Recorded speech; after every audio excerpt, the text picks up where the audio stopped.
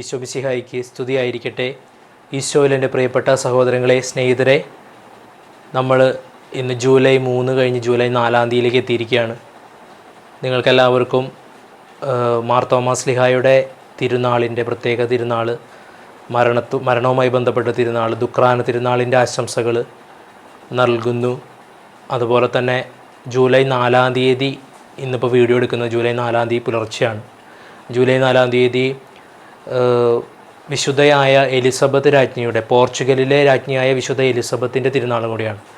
അപ്പോൾ രണ്ട് തിരുനാളുകളുടെയും സ്നേഹം നിറഞ്ഞ ആശംസകൾ, സ്നേഹം എല്ലാവർക്കും നൽകുന്നു. അപ്പോൾ ഇതുമായിട്ട് ബന്ധപ്പെട്ട് കുറച്ച് കാര്യങ്ങൾ കർത്താവ് പ്രേരിപ്പിച്ചതുകൊണ്ടാണ് ഞാൻ നിങ്ങളുമായിട്ട് പങ്കുവയ്ക്കുന്നത്. ഒന്നാമത്തെ കാര്യം എന്ന് പറഞ്ഞു കഴിഞ്ഞാൽ, വിശുദ്ധനായ തോമാസ് അപ്പസ്തോലനെ കുറിച്ച് തന്നെയാണ്. തോമാസ് അപ്പസ്തോലനെ കുറിച്ച് വിശുദ്ധ ഗ്രന്ഥത്തിൽ പരാമർശങ്ങൾ കുറച്ചൊക്കെ ഉണ്ട്. മറ്റ് പല ശിഷ്യന്മാരെക്കാളും കൂടുതലുണ്ട്. ഒരുപക്ഷെ പത്രോസ് ശ്ലീഹ, ഈശോയുടെ 12 അപ്പസ്തോലന്മാരിൽ പത്രോസ് ശ്ലീഹ, അത് കഴിഞ്ഞ് യാക്കോബ്, യോഹന്നാൻ എന്ന് പറഞ്ഞ 3 പേരെക്കുറിച്ച് ഉള്ള ഇത് കഴിഞ്ഞ് കഴിഞ്ഞാൽ ഏറ്റവും കൂടുതൽ ഉള്ളത് ഒരുപക്ഷെ തോമാസ് ശ്ലീഹയെക്കുറിച്ചായിരിക്കാമെന്ന് എനിക്ക് തോന്നുന്നു. എടുത്തു പറഞ്ഞിട്ടുള്ള 2-3 കാര്യങ്ങളുള്ളത് തോമാസ് ശ്ലീഹായെക്കുറിച്ചാണ് പറഞ്ഞിട്ടുള്ളത്. വചനത്തിലെ കർത്താവിൻ്റെ ചില വാക്കുകളും ചില ചോദ്യങ്ങളും ഉത്തരങ്ങളും നമുക്കറിയാം, കുറച്ച് കാര്യങ്ങൾ നമുക്കറിയാം. അപ്പോൾ അതുമായിട്ട് ബന്ധപ്പെട്ടൊന്ന് ചിന്തിച്ചു പോകാനായിട്ട് നമുക്കൊന്ന് ശ്രമിക്കാം. ആദ്യമായിട്ട് തോമാസ് ശ്ലീഹായെ കർത്താവ് തിരഞ്ഞെടുക്കുകയാണ്. അപ്പോൾ കർത്താവിൻ്റെ തിരഞ്ഞെടുപ്പ് കിട്ടിയവരാണ്. യോഹന്നാൻ്റെ സുവിശേഷത്തിൽ 15-ാം അധ്യായത്തിൽ മുന്തിരിച്ചെടി ശാഖകളെക്കുറിച്ച് പഠിപ്പിച്ചു കഴിഞ്ഞപ്പോൾ ഈശോ പറയുന്നുണ്ട്, ഞാൻ നിങ്ങളെ തിരഞ്ഞെടുക്കുകയാണ്, നിങ്ങൾ എന്നെ തിരഞ്ഞെടുക്കുകയല്ല ചെയ്തത്, ഞാനാണ് നിങ്ങളെ തിരഞ്ഞെടുത്തത് എന്ന് പറയുന്നുണ്ട്. യോഹന്നാൻ 15:16 വചനമെന്നാണ് എനിക്ക് തോന്നുന്നത്, 15:16 മറ്റുമാണ്. ഈശോ പറയുകയാണ്, ഞാൻ നിങ്ങളെ തിരഞ്ഞെടുത്തു. മുന്തിരിച്ചെടി ഞാനാണെങ്കിൽ നിങ്ങൾ ശാഖകളാണ്. അങ്ങനെ വെറുതെ വലിഞ്ഞു കയറിയിട്ട് ശാഖയായിട്ട് വരികയല്ല, നിങ്ങൾ എൻ്റെ ശിഷ്യന്മാരായിട്ട് ഞാൻ തിരഞ്ഞെടുക്കുകയാണ് ചെയ്തത് എന്ന് വ്യക്തമായി പഠിപ്പിക്കുകയാണ്. അപ്പോൾ നിങ്ങളെ ഞാനാണ് തിരഞ്ഞെടുത്തത് എന്നുള്ളതാണ്. ആ തിരഞ്ഞെടുപ്പിനെക്കുറിച്ച് കാണിക്കുന്ന ഭാഗം എന്ന് പറയുന്നത് മത്തായിയുടെ സുവിശേഷത്തിലും മാർക്കോസിൻ്റെ സുവിശേഷത്തിലും ലൂക്കായുടെ സുവിശേഷത്തിലും, സമാന്തര സുവിശേഷങ്ങൾ എന്നറിയപ്പെടുന്ന 3 സുവിശേഷങ്ങളിലും പരാമർശങ്ങളുണ്ട്. ആദ്യമായിട്ട് എനിക്ക് അതിൽ കൂടുതലും ഒരു ഡെപ്തായിട്ട് തോന്നിയത് ലൂക്കായുടെ സുവിശേഷത്തിൽ പറയുന്ന കാര്യമാണ്.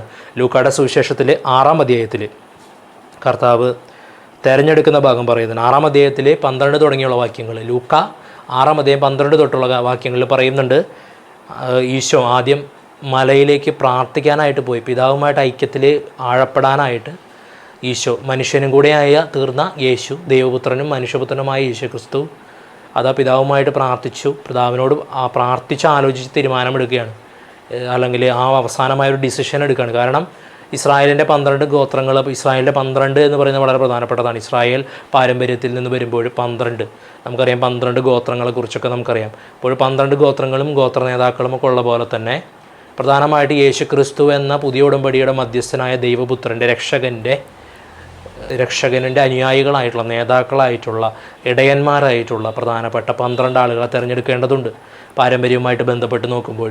അപ്പോൾ അതുകൊണ്ട് തന്നെ കർത്താവ് 12 പേരെ പ്രാർത്ഥിച്ചിട്ട് ദൈവഹിതം അനുസരിച്ച് 12 പേരെ തിരഞ്ഞെടുക്കുന്ന ഭാഗമാണ് ലൂക്കാസ് സുവിശേഷം 6-ാം അധ്യായത്തിൽ 15 തൊട്ടുള്ള വാക്യങ്ങൾ, 12 തൊട്ടുള്ള വാക്യങ്ങൾ നമുക്ക് കേൾക്കാം. ആ ദിവസങ്ങളിൽ അവൻ പ്രാർത്ഥിക്കാനായിട്ടൊരു മലയിലേക്ക് പോയി. അതായത് യേശുവിനെ കുറിച്ചാണ്. അവിടെ ദൈവവുമായിട്ട് പ്രാർത്ഥിച്ചു കൊണ്ട് രാത്രി മുഴുവൻ ചെലവഴിച്ചു. അതായത് യേശു പിതാവിനോടും പരിശുദ്ധാത്മാവിനോടും ചേർന്ന്, ദൈവവുമായിട്ടെന്ന് പറയുമ്പോൾ പിതാവ്, പുത്രൻ, പരിശുദ്ധാത്മാവുമായ ത്രിത്വൈക ദൈവത്തിൻ്റെ സംയോജനമാണ് അവിടെ സംഭവിക്കുന്നത്. അപ്പോൾ ത്രിത്വൈക ദൈവത്തിൻ്റെ സംയോജനം നടക്കുന്നു. ദൈവമായ കർത്താവ് പ്രാർത്ഥനയിൽ മുഴുകി എന്ന് പറയുമ്പോൾ, അത് കഴിഞ്ഞ് പ്രഭാതമായപ്പോൾ അവൻ ശിഷ്യന്മാരെ അടുത്തേക്ക് വിളിച്ചിട്ട്, അപ്പോൾ കർത്താവിൻ്റെ കൂടെ ശിഷ്യന്മാരുണ്ട്, പലരെ ഈശോ വിളിച്ചിട്ടുണ്ട്. നമുക്കറിയാം, ലൂക്കയുടെ സുവിശേഷം നമുക്ക് വായിച്ച് നോക്കുമ്പോൾ നമുക്ക് കാണാൻ പറ്റും, ഈശോ ഒരു സ്ഥലത്ത് പോകുമ്പോൾ ഒരാളോട് പറയുന്നുണ്ട്, നീയെ എന്നെ അനുഗമിക്കുക എന്ന് പറയുമ്പോൾ അവൻ പറയുന്നുണ്ട്, എൻ്റെ പിതാവിനെ സംസ്കരിച്ചിട്ട് ഞാൻ വരാമെന്ന് പറയുമ്പോൾ ഈശോ പറയുന്നുണ്ട്, മരിച്ചവർ തങ്ങളുടെ മരിച്ചവരെ സംസ്കരിക്കട്ടെ, നീ പോയിട്ട് ദൈവരാജ്യം പറയുക, പ്രസംഗിക്കുക എന്ന് പറയുന്നുണ്ട്. അതുപോലെ വേറൊരാൾ ഇങ്ങോട്ട് വന്നിട്ട് ഈശോയോട് ചോദിക്കുന്നുണ്ട്, ഞാനും നിന്നെ അനുഗമിക്കാൻ ആഗ്രഹിക്കുന്നുണ്ട് എന്ന് പറയുമ്പോൾ ഈശോ പറയുന്നുണ്ട്, മനുഷ്യപുത്രനെ അനുഗമിക്കുന്നതിനുള്ള പ്രശ്നങ്ങളെക്കുറിച്ച്, അതിൻ്റെ നേർക്കാഴ്ച അവന് കൊടുക്കുന്നുണ്ട്. അവൻ ആ കർത്താവ് പറയുന്നുണ്ട്, മനുഷ്യപുത്രന് തല ചായ്ക്കാനായിട്ട് മണ്ണിലിടമില്ല, എന്ന് പറഞ്ഞുകൊണ്ട് അവനോട് പറയുന്നത്. പക്ഷേ അവനെ ഒന്ന് പരീക്ഷിച്ചുകൊണ്ട് അവനെ നിരുത്സാഹപ്പെടുത്തിക്കൊണ്ടാണ് ഈശോ പറയുന്നത്. അപ്പോൾ ഒരു പക്ഷേ അവൻ തിരിച്ചു പോയി കാണും. അപ്പോൾ അങ്ങനെയുള്ള കാര്യങ്ങൾ. അപ്പോൾ ഈശോയെ പല ആളുകളെ പല ഘട്ടങ്ങളിൽ, എല്ലാം സുവിശേഷത്തിൽ എഴുതിയിട്ടില്ല, അപ്പോൾ ഒരുപാട് ആളുകളെ ഈശോ തിരഞ്ഞെടുത്തിട്ടുണ്ട്. നമുക്കറിയാം 72ൻ്റെ കാര്യം 70ൻ്റെ കാര്യമൊക്കെ പറയുന്നുണ്ട് സുവിശേഷം വായിച്ചു നോക്കിയാൽ. 70 പേരെ അല്ലെങ്കിൽ 72 പേരെ അയക്കുന്നു എന്നൊക്കെ പറയുന്ന കാര്യങ്ങൾ സുവിശേഷം നോക്കിയാൽ നമുക്ക് കാണാനായിട്ട് പറ്റും. അപ്പോൾ ശിഷ്യന്മാരായിട്ടുള്ള ഏതാനും പേര് പല ഭാഗങ്ങളിൽ ഈശോയ്ക്കുണ്ട്. ഈശോ പല സ്ഥലത്ത് പോകുമ്പോൾ അവിടെ ഈശോയാൽ ആകർഷിക്കപ്പെടുന്ന, പിതാവിനാൽ ആകർഷിക്കപ്പെട്ട് വരുന്ന ഒരുപാട് ശിഷ്യന്മാർ ഈശോയ്ക്ക് ഉണ്ടാവും പല സ്ഥലത്തും. അപ്പോൾ അങ്ങനെ ഇരിക്കുമ്പോൾ ഈശോ ഫൈനൽ ഈ പറഞ്ഞ പാരമ്പര്യം അനുസരിച്ചുള്ള തൻ്റെ നേതാക്കളായിട്ടുള്ള അപ്പസ്തോല അധികാരം കൊടുക്കാൻ ഈശോ ആഗ്രഹിക്കുന്ന 12 പേരെ സഭയുടെ തൂണുകളായിട്ട് വരുന്ന, അടിത്തറകളായി വരുന്ന 12 പേരെ തിരഞ്ഞെടുക്കുകയാണ്. അപ്പോൾ ഈശോ പ്രാർത്ഥനയിൽ ഇരുന്നിട്ടാണ് തിരഞ്ഞെടുക്കുന്നത്. നമ്മളും ഓരോ തീരുമാനങ്ങൾ എടുക്കുന്നതിന് മുമ്പ് തീർച്ചയായിട്ടും ഈശോ പോലും പ്രാർത്ഥിച്ചു എന്നുള്ളത് പറയുമ്പോൾ ഈശോ അത് അതിശയോക്തിപരമായിട്ട് കാണേണ്ട കാര്യമില്ല. നമുക്കുള്ള മാതൃകയാണ് ഈശോയുടെ പ്രാർത്ഥന. രണ്ടാമത് ഈശോ ദൈവം തന്നെ ആയതുകൊണ്ട് എപ്പോഴും ഈശോ ദൈവത്തോടൊപ്പം ആയതുകൊണ്ടും പ്രാർത്ഥിച്ചുകൊണ്ടേയിരിക്കുകയാണ്. ഈശോയുടെ ഏറ്റവും വലിയ സന്തോഷവും ഈശോയ്ക്ക് അത് തന്നെയാണ്. അപ്പോൾ ഈശോ എപ്പോഴും തന്നെ ഈശോയുടെ എല്ലാ തീരുമാനങ്ങളും പരിശുദ്ധ ത്രിത്വത്തിൽ നിന്ന് വരുന്ന തീരുമാനങ്ങളായിരിക്കുകയും ചെയ്യും. അപ്പോൾ നമ്മളും കൂടുതലായിട്ട് ദൈവവുമായിട്ട് ഐക്യപ്പെടാൻ ആഗ്രഹിച്ചുകൊണ്ട് നമ്മൾ ദൈവത്തോട് സമയം ചെലവഴിക്കുക, ദൈവത്തോട് കൂടെ ആലോചന ചോദിക്കുക, ദൈവത്തോട് ഐക്യപ്പെടാൻ, സ്നേഹിക്കാനായിട്ട് ശ്രമിക്കുക. അങ്ങനെ ദൈവവും ഞാനും മാത്രം, ദൈവവും ഞാൻ എൻ്റെ കുടുംബവും മാത്രം എന്നൊക്കെ പറഞ്ഞിട്ട് നമ്മൾ കുറേ സമയം മാറ്റി വയ്ക്കുമ്പോൾ നമുക്ക് ജീവിതത്തിൽ ഏറ്റവും നിർണായകമായ തീരുമാനങ്ങൾ എടുക്കാനായിട്ട് സാധിക്കും. അപ്പോൾ യേശു ക്രിസ്തു അതാ തൻ്റെ അടുത്തേക്ക് തൻ്റെ ശിഷ്യന്മാരിൽ വെച്ചിട്ടുള്ള 12 പേരെ അടുത്തേക്ക് വിളിച്ചു. അതാണ് അവിടെ പറയുന്നത്. അടുത്തത് പ്രഭാതമായപ്പോൾ, അപ്പോൾ രാത്രി മുഴുവൻ പ്രാർത്ഥിച്ചിട്ട് പ്രഭാതമായപ്പോൾ ഈശോ അവൻ ശിഷ്യന്മാരെ അടുത്ത് വിളിച്ചുകൊണ്ട് അവരിൽ നിന്ന് 12 പേരെ തിരഞ്ഞെടുത്തിട്ട് അവിടെയാണ് അവർക്ക് അപ്പസ്തോലന്മാർ എന്ന പേര് നൽകി. അയക്കപ്പെട്ടവരെന്ന് പറഞ്ഞുകൊണ്ട്, നിങ്ങൾ ഞാൻ അയക്കാൻ പോകുന്നവരാണ്, നിങ്ങൾ അയക്കപ്പെടുന്നവരാണ്, സാക്ഷികളായിരിക്കും എന്നുള്ള അർത്ഥത്തിൽ ഈശോ അപ്പസ്തോലന്മാരെന്നവർക്ക് പേര് നൽകി. അപ്പോൾ അവർ പത്രോസ്, ഇനി അവരുടെ പേരുകൾ നമുക്കറിയാം. പത്രോസ് എന്ന് അവൻ പേര് നൽകിയിരിക്കുന്ന, ഈശോ പേരിട്ട് കൊടുക്കണം. പത്രോസ് എന്നൊരു പേര് നൽകി. അത് ശ്രദ്ധിക്കണം. പത്രോസിലേക്കാണ് ഈശോ ഒരു പുതിയ പേരങ്ങ് കൊടുക്കുന്നത്. അന്ന് അവൻ പേര് നൽകിയത്. അപ്പോൾ ഈശോ എടുത്ത് ഒരു പേര് പാറ എന്ന്, ഈശോ സഭയുടെ പാറയാണ്, മാർപ്പാപ്പയാണെന്ന് കാണിക്കാൻ വേണ്ടിയിട്ട്, സഭയുടെ അധികാരത്തെ കാണിക്കാൻ വേണ്ടിയിട്ട് ഈശോ ആ വ്യക്തിയെ ആ ഇടയനെ, ഈശോയുടെ ആ ഇടയന്മാരിൽ 1-ാം സ്ഥാനത്തേക്ക് ഉയർത്തുന്ന പത്രോസിനെ അല്ലെങ്കിൽ ശിമിയോൻ എന്ന വ്യക്തിയെ വിളിച്ചിട്ട് ഈശോ പേര് കൊടുത്തു. പത്രോസ്, പാറ, നീ പാറയാകുന്നു എന്ന് പറഞ്ഞ് പേര് കൊടുത്തു.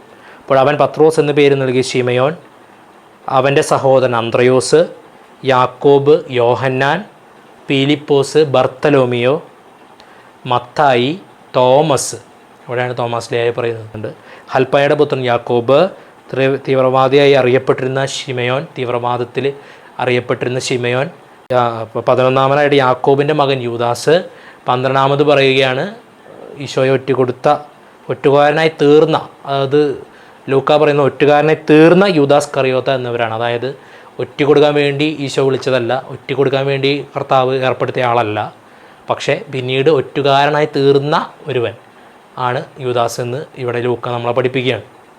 അപ്പോൾ ഈശോ പ്രാർത്ഥിച്ചിട്ട് തനിക്കിഷ്ടമുള്ള 12 പേരെ തൻ്റെ അടുത്തേക്ക് വിളിച്ചു. എന്നിട്ട് അവർക്ക് അപ്പസ്തോലർ എന്ന് പറഞ്ഞ ഒരു പേര്, അതാണ് അവിടെ ഒരു പേര് നൽകുന്ന വാക്കാണ് പറയുന്നത്. അതൊരു പുതിയ പദവി, ഒരു പേര് പദവിയോടുകൂടെ കൊടുക്കുകയാണ്. ശിഷ്യന്മാരിൽ നിന്നും എടുത്തിട്ട് അവർ അപ്പസ്തോലരാക്കുകയാണ്. അയക്കപ്പെടുന്നവരായിട്ട് അവർ ഔദ്യോഗികമായ ഡെസിഗ്നേഷൻ കൊടുക്കുകയാണ്. അവർക്കൊരു അധികാരവും അവർക്കൊരു അവകാശവും അവർക്ക് സഭയുടെ അടിത്തറകളായിട്ടുള്ള വിളിയും അവരെ വെളിപ്പെടുത്തി കൊടുക്കുകയാണ്. ആ പേര് എന്ന് പറയുന്നത് അവിടെയാണ്. അവർക്കപ്പോൾ അത് മനസ്സിലായിട്ടില്ല, പക്ഷേ പ്രത്യേകമായിട്ട് 12 പേർക്കുള്ള അപ്പസ്തോലർ എന്ന പേര് അവർക്ക് ലഭിക്കുകയാണ് അവിടെ വെച്ചിട്ട്. അതിൽ തന്നെ പിന്നീട് ഈശോ അതിൽ തന്നെ ഒരാൾക്ക് വ്യക്തിപരമായൊരു പേരും കൂടെ കൊടുത്തു. മറ്റുള്ള എല്ലാവർക്കും മൊത്തത്തിൽ അപ്പസ്തോലർ എന്നുള്ള പേര് കൊടുത്തു. രണ്ടാമത് ഒരാൾക്ക് പ്രത്യേക പദവിയോടുകൂടെ പത്രോസ് എന്ന പാറ ആകാനുള്ള, പാറ എന്ന അർത്ഥം വരുന്ന സഭയുടെ ഏറ്റവും വലിയ അധികാരം, ഓഫീസായിട്ട് മാറേണ്ട വ്യക്തിത്വത്തെക്കുറിച്ച്, ആ ഒരു ഓഫീസിനെക്കുറിച്ച്, ആ ഒരു സംവിധാനത്തെക്കുറിച്ച് വെളിപ്പെടുത്തി കൊടുത്തുകൊണ്ട് പത്രോസ് എന്ന് പ്രത്യേകം പേരിട്ടുകൊണ്ട് ശിമയോനെ പത്രോസാക്കിയിട്ട് വിളിച്ചു. പത്രോസ് എന്ന് പേര് നൽകിയ ശിമയോൻ, പത്രോസ് എന്നാണ് അവൻ്റെ പുതിയ പേര്, ഈശോ തന്നെ കൊടുത്തു. ശിമയോൻ, അവൻ്റെ സഹോദരൻ അന്ത്രയോസ്, പിന്നീട് സെബദീപുത്രന്മാരായ യാക്കോബ്, യോഹന്നാന്, പിന്നെ പീലിപ്പോസ്, ബർത്തലോമിയ, മത്തായി, തോമസ്, ഹെൽപ്പായുടെ പുത്രനായിരിക്കുന്ന യാക്കോബ്, തീവ്രവാദിയായിരിക്കുന്ന ശിമയോൻ, പിന്നീട് യാക്കോബിൻ്റെ മകനായിരിക്കുന്ന യൂദാസ്, ഒറ്റുകാരനായി തീർന്ന യൂദാസ് കറിയോത്ത എന്ന് 12 പേര്. അപ്പോൾ ഇവിടെയാണ് നമ്മുടെ തോമാസ് അപ്പസ്തോലനെ കുറിച്ച് പറയുന്നത്. അപ്പോൾ അപ്പസ്തോലന്മാരെന്ന പേര് നൽകിക്കൊണ്ട് ഈശോയുടെ പ്രാർത്ഥനയുടെ ദൈവൈക്യത്തിൽ നിന്നും വരുന്ന ഈശോയുടെ ഏറ്റവും പ്രധാനപ്പെട്ട ഒരു നിർണായക തീരുമാനം ഈശോ എടുക്കുന്നൊരു സംഭവമാണ് നമ്മൾ കണ്ടത്. അവിടെ നമ്മുടെ തോമാസ് ലീഹായെ നമ്മുടെ കർത്താവ് നമ്മുടെ മുമ്പിലേക്ക് പരിചയപ്പെടുത്തുന്നു, നമ്മൾക്ക് നൽകുന്നു തോമാസ് ലീഹായെ മറ്റപ്പസ്തോലന്മാരോടൊപ്പം എന്നുള്ളതാണ് നമ്മൾ ശ്രദ്ധിക്കേണ്ട കാര്യം. ഇനി രണ്ടാമത്തെ തോമാസ് ലീഹയെക്കുറിച്ച് പ്രധാനമായിട്ട് പിന്നെ വരുന്നത് യോഹന്നാൻ്റെ സുവിശേഷത്തിലാണ് പിന്നീട് പല കാര്യങ്ങൾ വരുന്നത്. യോഹന്നാൻ്റെ സുവിശേഷം ആദ്യത്തെ അധ്യായം എടുത്തു കഴിഞ്ഞ് കഴിഞ്ഞാൽ, ആദ്യത്തെ അല്ല 11-ാമത്തെ അധ്യായം എടുത്തു കഴിഞ്ഞ് കഴിഞ്ഞാൽ യോഹന്നാൻ 11-ാം അധ്യായത്തിൽ ലാസറിൻ്റെ രോഗിയായി തീർന്നു ലാസർ. അപ്പോൾ ഈശോ അവിടെ ഇല്ല. ആ സമയത്ത് ലാസറിൻ്റെ സഹോദരിമാർ അറിയിപ്പുകൾ അറിയിച്ചുകൊണ്ട് പല രീതിയിൽ അറിയിപ്പുകൾ അറിയിച്ചിട്ടുണ്ട്. അപ്പോൾ അവൻ രോഗിയായി തീർന്നെന്നും മരിക്കാറായിരിക്കുന്നു എന്നൊക്കെ രീതിയിൽ ഈശോ വിവരം അറിയുന്നു. പക്ഷേ ഈശോ അതിനോട് പ്രതികരിക്കുന്നില്ല. ഈശോ പ്രതികരിക്കാതെ ഇരിക്കുകയാണ്. ഈശോ ഒരു കാര്യം മാത്രം പറയുന്നു, ഈ രോഗം മരണത്തിൽ അവസാനിക്കാനുള്ളതല്ല എന്ന് മാത്രം ഈശോ പറയുന്നുണ്ട്. യോഹന്നാൻ്റെ സുവിശേഷത്തിൽ 11-ാം അധ്യായത്തിൽ അത് 5-ാമത്തെ വാക്യത്തിൽ പറഞ്ഞു, യോഹന്നാൻ 11:5 പറയുന്നത് യേശു മർത്തയെയും അവളുടെ സഹോദരിയെയും ലാസറിനെയും സ്നേഹിച്ചിരുന്നു, 3 പേരെയും സ്നേഹിച്ചിരുന്നു എന്ന് പറയുന്നുണ്ട്. അത് കഴിഞ്ഞിട്ട് പറയുന്നുണ്ട്, സ്നേഹിച്ചിരുന്നെങ്കിലും അവൻ രോഗിയായി എന്ന വിവരം വാർത്ത കേട്ടപ്പോഴും യേശു താൻ താമസിച്ചിരുന്ന സ്ഥലത്ത് തന്നെ 2 ദിവസം കൂടെ ചെലവഴിച്ചു. അനന്തരം അവൻ ശിഷ്യന്മാരോട് പറഞ്ഞു, നമുക്ക് വീണ്ടും യൂദയായിലേക്ക് പോകാം. യൂദാ പ്രദേശത്താണ് ബദനി, ലാസറിൻ്റെ സ്ഥലം. ഇവരൊരു പക്ഷേ ദൂരെ ആയിരിക്കാം. നമുക്ക് യൂദയായിലേക്ക് പോകാമെന്ന് പറഞ്ഞു. അപ്പോൾ ശിഷ്യന്മാർ ചോദിച്ചു, ശിഷ്യന്മാർ ഒബ്സ്റ്റക്കിളുമായിട്ട് തടസ്സവുമായിട്ട് വന്നു. അവർ പറഞ്ഞു, ഗുരു, യഹൂദർ ഇപ്പോൾ തന്നെ നിന്നെ കല്ലെറിയാൻ വേണ്ടി അന്വേഷിക്കുകയായിരുന്നല്ലോ. കല്ലെറിയാനായിട്ട് അന്വേഷിച്ച് ഇരിക്കുന്ന സമയത്താണ് ഈശോ ഇങ്ങോട്ട് വന്നിരിക്കുന്നത്. ഇവിടെ മാറി താമസിക്കുകയാണ് ഈശോ. അപ്പോഴവർ പറയുകയാണ്, യഹൂദർ പ്രത്യേകിച്ച് യൂദായിലുള്ളവരാണ് അവിടെ ഉദ്ദേശിക്കുന്നത്, ഗലീലിയരല്ല എന്ന് വിചാരിക്കാം. അപ്പോൾ യൂദായിലുള്ള യഹൂദർ പ്രത്യേകിച്ച് ഫരിസേയ നിയമജ്ഞ പുരോഹിതവർഗവും ഹെറോദോസ് പക്ഷക്കാരുമൊക്കെ ആയിരിക്കാം. അങ്ങനെയുള്ള യഹൂദ ആയിട്ടുള്ള ആളുകൾ നിന്നെ കല്ലെറിയാനായിട്ട് അന്വേഷിച്ചു കൊണ്ടിരിക്കുകയാണല്ലോ, എന്നിട്ടും നീ അങ്ങോട്ട് പോവുകയാണോ എന്നാണ് ചോദിക്കുന്നത്. ഒരു അതിശയോക്തി കലർന്നിട്ട് ഒരു സംശയത്തോടു കൂടിയാണ് ചോദിക്കുന്നത്. യേശു പ്രതിവചിച്ചു, പകലിന് 12 മണിക്കൂറിലെ പകൽ നടക്കുന്നവൻ കാൽ തട്ടി വീഴുന്നില്ല, ഈ ലോകത്തിൻ്റെ പ്രകാശം അവൻ കാണുന്നു. രാത്രി നടക്കുന്നവൻ തട്ടി വീഴുന്നു, കാരണം അവന് പ്രകാശമില്ല. ഈശോയുടെ മറുപടി. അവൻ തുടർന്നു, നമ്മുടെ സ്നേഹിതനായ ലാസർ ഉറങ്ങുകയാണ്, അവനെ ഉണർത്താനായിട്ട് ഞാൻ പോകുന്നു. ശിഷ്യന്മാർ പറഞ്ഞു, ഓ, ഉറങ്ങുകയാണെങ്കിൽ അവൻ സുഖം പ്രാപിക്കും കർത്താവെ എന്നൊരു ഉപദേശം, ഒരു വലിയ അറിവ് നമ്മുടെ അപ്പസ്തോലന്മാർ എന്ത് ചെയ്തു, ശിഷ്യന്മാർക്ക് പകർന്നു കൊടുക്കാൻ തയ്യാറായി. നമ്മുടെ അപ്പസ്തോലന്മാർ ശിഷ്യന്മാർ യേശുവിനൊരു പുതിയ അറിവ് പകർന്നു കൊടുക്കാൻ തയ്യാറായി. അവൻ ഉറങ്ങുകയാണെങ്കിൽ സുഖപ്പെടും, അവൻ്റെ രോഗം മാറും എന്ന് പറഞ്ഞു. അപ്പോൾ യേശു പറഞ്ഞു, അപ്പോൾ അവിടെ യോഹന്നാൻ ശ്ലീഹ എഴുതാണ്, യേശു അവൻ്റെ മരണത്തെക്കുറിച്ചാണ് സംസാരിച്ചത്, എന്നാൽ നിദ്രയുടെ വിശ്രമത്തെക്കുറിച്ചാണ് അവൻ പറഞ്ഞതെന്ന് അവർ വിചാരിച്ചു. അപ്പോൾ യേശു വ്യക്തമായി തന്നെ അവരോട് പറഞ്ഞു, ലാസർ മരിച്ചുപോയി.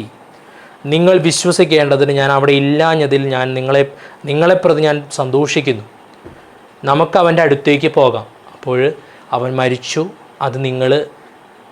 അത് വിശ്വസിക്കാൻ വേണ്ടിയിട്ട്, അല്ലെങ്കിൽ നിങ്ങൾക്ക് യഥാർത്ഥ വിശ്വാസത്തിൻ്റെ പൂർണ്ണത ഉണ്ടാകാൻ വേണ്ടിയിട്ട് ഞാൻ അവിടെ ഇല്ലാഞ്ഞതിൽ നിങ്ങളെപ്രതി ഞാൻ സന്തോഷിക്കുന്നു. അതാണ്, ഞാൻ അവിടെ ഇല്ല എന്നുള്ളതിൽ സന്തോഷിക്കുന്നു എന്നുള്ളതാണ്. കാരണം ഇല്ലാത്തത് കൊണ്ട് തന്നെ ഈശോ മരിച്ചു കഴിഞ്ഞിട്ട് ഇവിടെ നിന്ന് പിന്നീട് പുറപ്പെട്ട് പോയി. യേശു പിന്നീട് സമയമെടുത്ത് പുറപ്പെട്ട് അവിടെ പോയി. അപ്പോഴേക്കും 3 ദിവസങ്ങളെല്ലാം കഴിഞ്ഞിരുന്നു. യഹൂദ വിശ്വാസമനുസരിച്ചും ചിന്തയനുസരിച്ചും അതെല്ലാം അഴുകി തുടങ്ങിയിരിക്കുന്നു. അത് എന്താ പറയുക, ആ വ്യക്തിയുടെ ആത്മാവ് ഒരുപക്ഷെ മരണം പൂർണ്ണമായി മാറിയിരിക്കുന്നു, ഇനി തിരിച്ചു വരാൻ പറ്റത്തില്ല എന്നുള്ള ഒരു ചിന്തയിലേക്ക് അവരെത്തിയിരിക്കുന്ന ഒരു സമയമാണ്.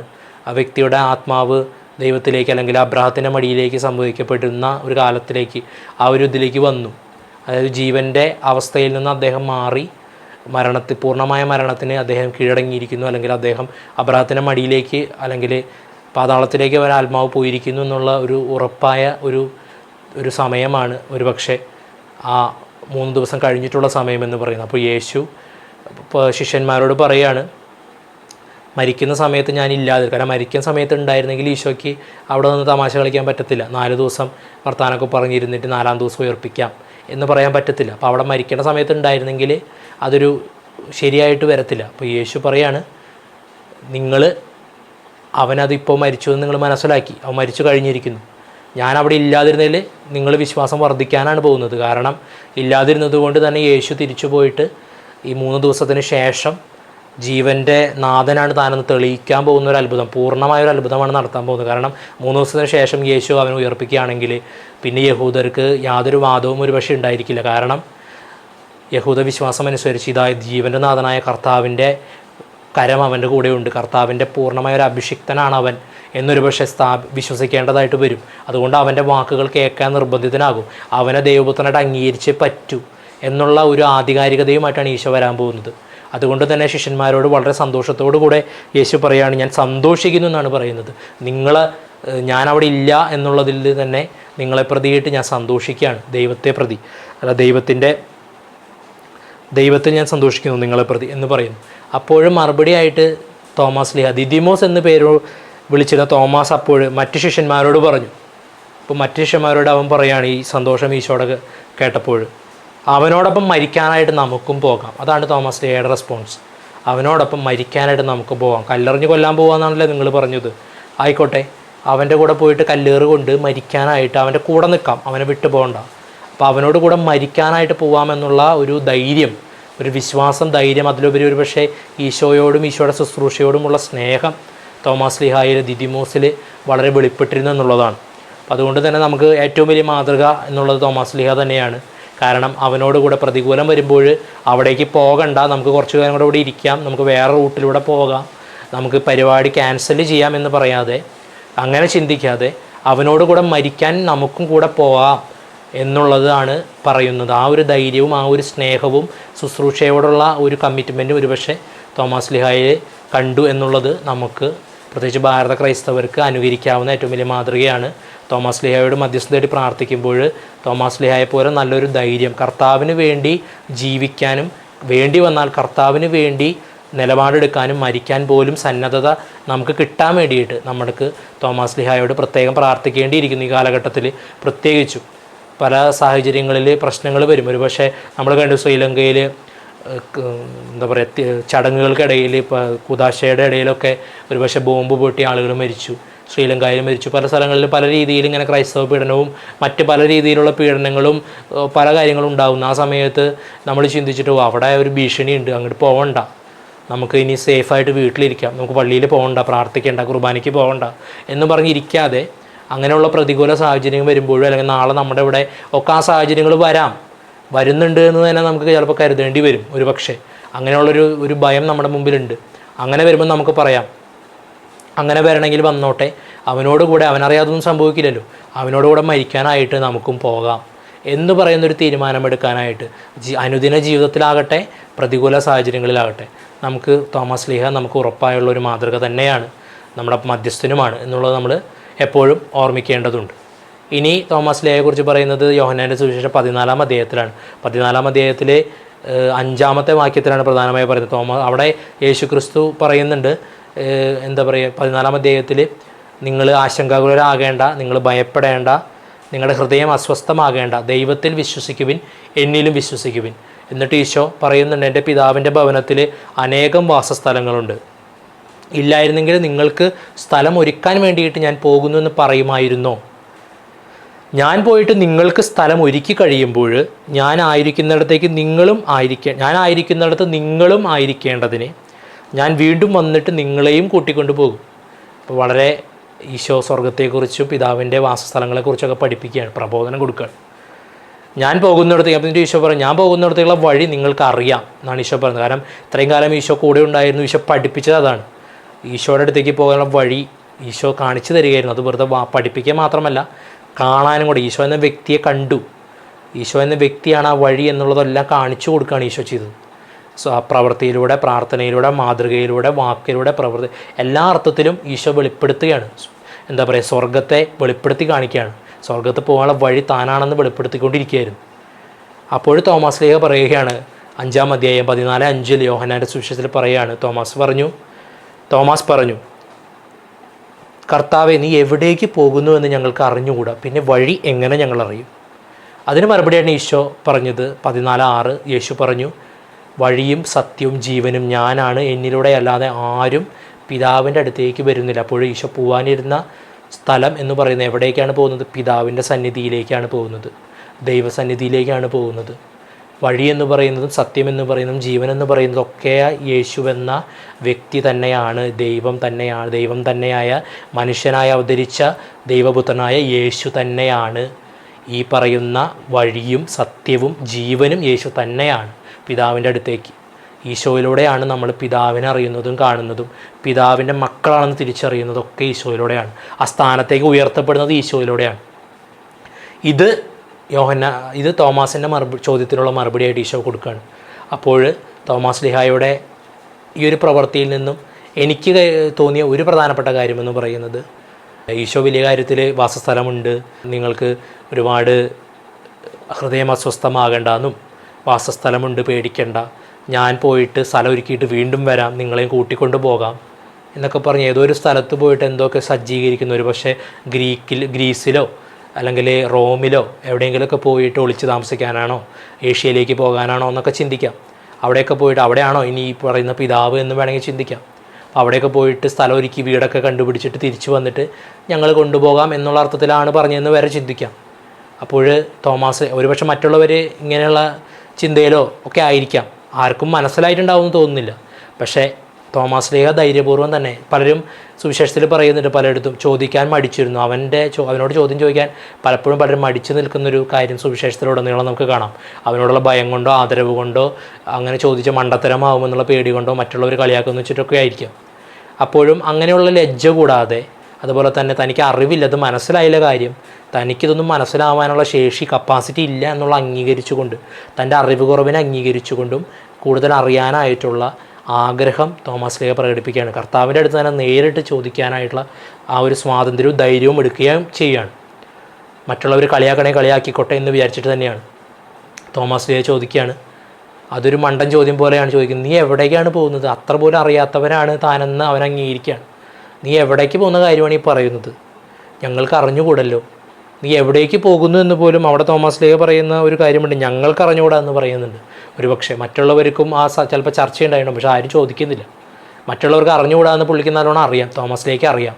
പക്ഷേ പുള്ളിയാണ് ധൈര്യം സംഭരിച്ച് എളിമയോടുകൂടെ, ഒരുപക്ഷെ മറ്റുള്ളവർ കളിയാക്കിയാലും യേശു തന്നെക്കുറിച്ച് എന്ത് വിചാരിച്ചാലും വേണ്ടില്ല, തൻ്റേത് ഗുരുവല്ലേ, ഗുരുവിനോട് തന്നെയല്ലേ ചോദിക്കേണ്ടത്. അതുകൊണ്ട് ഗുരുവിനോട് ധൈര്യപൂർവ്വം തോമാസ് ലീഹ ചോദിക്കുകയാണ്, നീ എവിടേക്ക് പോകുന്നു എന്ന് തന്നെ ഞങ്ങൾക്ക് അറിഞ്ഞുകൂടാ, പിന്നെയാണ് ഈ വഴി ഞങ്ങളെങ്ങനെ അറിയാനാണ് എന്ന് ചോദിക്കുകയാണ്. അപ്പോൾ നിഷ്കളങ്കമായിട്ടുള്ള ശിശുക്കളെ പോലെ ആവാൻ ഈശോ പറയുന്ന ഒരു കാര്യമൊക്കെ ഇവിടെ നമുക്ക് ഓർമ്മിക്കേണ്ടതുണ്ട്. നിങ്ങൾ ദൈവരാജ്യത്ത് പ്രവേശിക്കുന്നത് നിങ്ങൾ മാനസാന്തരപ്പെട്ട് ശിശുക്കളെ പോലെ ആവുകയും, ശിശുക്കളെ പോലെ ദൈവരാജ്യം സ്വീകരിക്കാത്ത ഒരുവനും അതിൽ പ്രവേശിക്കുന്നില്ല. ഇത്രയും ഈശോ പറഞ്ഞിട്ടുണ്ട്. അപ്പോൾ ശിശുക്കളെ പോലെയാണ്. കുട്ടികൾ ചില മണ്ടത്തരമാണെങ്കിലും ചിലപ്പോൾ ചോദിക്കും.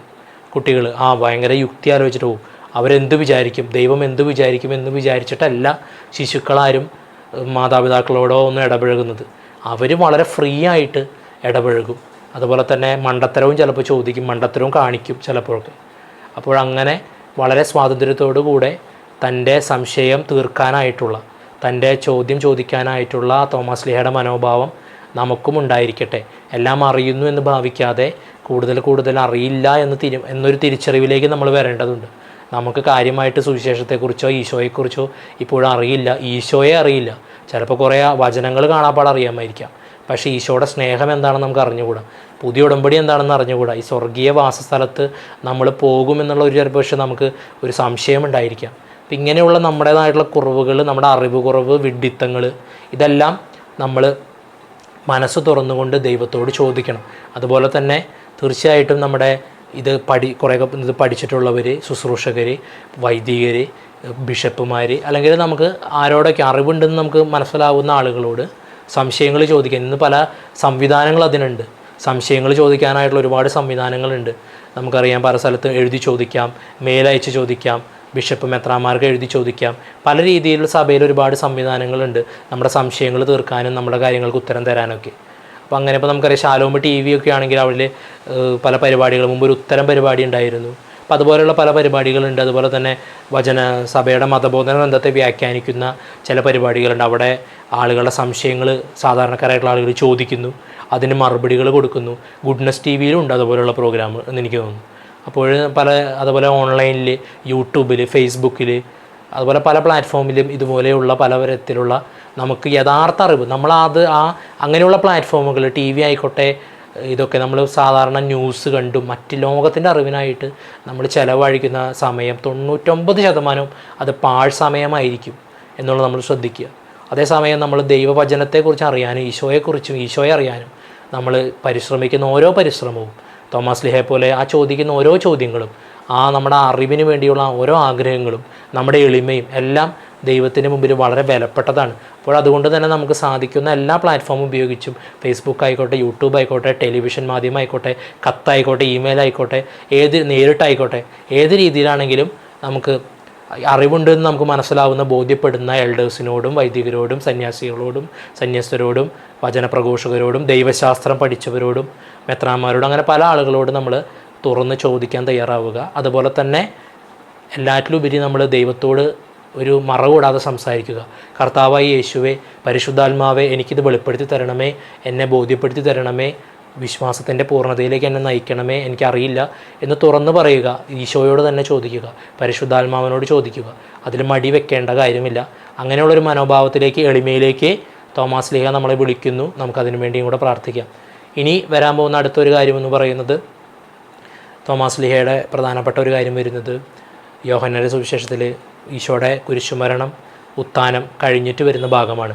അപ്പോൾ യേശു 10 പേർക്ക്, യൂദാസ്കറിയോത്ത് പോയി 10 പേർക്ക് പ്രത്യക്ഷപ്പെട്ടു. തോമാസ് പുറത്തു പോയ സമയം നോക്കിയിട്ടാണ് കഥകടച്ചിരുന്ന ശിഷ്യന്മാരുടെ അടുത്തേക്ക് യേശു വന്ന് പ്രത്യക്ഷപ്പെട്ടത്. അത് കഴിഞ്ഞ് തിരിച്ച് അവർ തോമാസ് ലീഹ വന്നപ്പോൾ ഇവർ പറയുന്നുണ്ട്, ഞങ്ങൾക്ക് കർത്താവിനെ ഞങ്ങൾ കണ്ടു, ഞങ്ങൾക്ക് അവൻ പ്രത്യക്ഷനായി ഞങ്ങളോട് സംസാരിച്ചു എന്ന് പറഞ്ഞപ്പോൾ തോമാസ് ലീഹയുടെ മറുപടി വളരെ പ്രധാനമാണ്. ആ ഭാഗവും അതിനുശേഷം കർത്താവ് നേരിട്ട് അവന് വേണ്ടി കടന്നു വരികയും പ്രത്യക്ഷപ്പെടുകയും തന്നെ വെളിപ്പെടുത്തി കൊടുക്കുകയൊക്കെ ചെയ്ത കാര്യമാണ്. ഇനി അവസാനമായിട്ട് തോമാസ് ലീഹയുടെ പ്രധാനപ്പെട്ട ഒരു കാര്യം വരുന്നു. നമുക്ക് യോഹന്നാൻ്റെ സുവിശേഷം 20-ാം അധ്യായത്തിലേക്ക് പോകാം. 20-ാം അധ്യായത്തിൽ പ്രത്യേകിച്ച് 24 തുടങ്ങിയുള്ള വാക്യങ്ങളിലാണ് അത് വരുന്നത്. 19 തുടങ്ങിയുള്ള വാക്യങ്ങളിൽ യേശു ആദ്യം ശിഷ്യന്മാർക്ക് പ്രത്യക്ഷപ്പെട്ടു. അത് കഴിഞ്ഞിട്ട് തൻ്റെ പരിശുദ്ധാത്മാവിനെ സ്വീകരിക്കാൻ പറഞ്ഞ് അവരുടെ മേൽ ഊതി നിശ്വസിക്കൂ, ആ കാര്യങ്ങളൊക്കെ കഴിഞ്ഞു.